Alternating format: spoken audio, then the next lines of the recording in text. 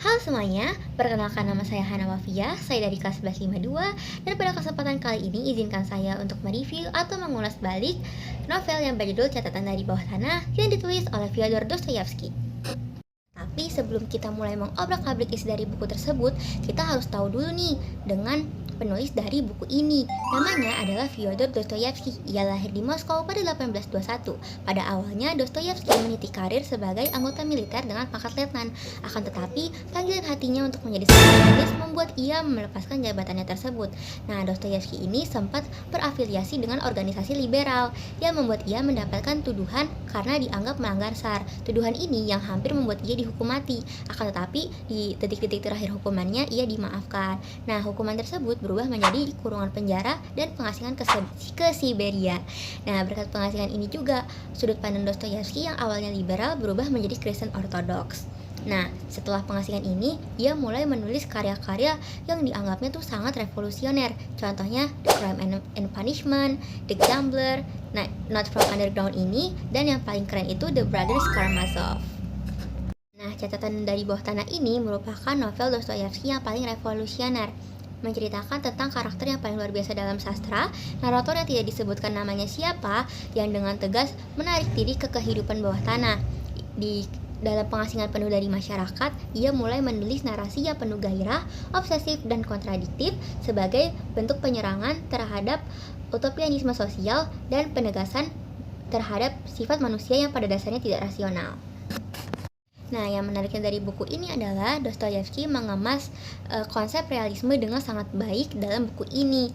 Kemudian, segala metafora dan perwujudan kata yang maknanya itu sangat sulit dicerna sehingga kita tuh harus membaca 2-3 kali untuk pada akhirnya benar-benar mengerti apa yang ingin disampaikan oleh penulis.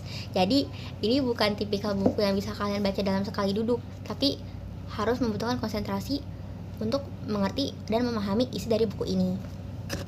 Fakta seru aja, tapi kita bisa banget nih membandingkan buku The Metamorphosis karya Kafka Friends dengan Catatan dari Bawah Tanah ini.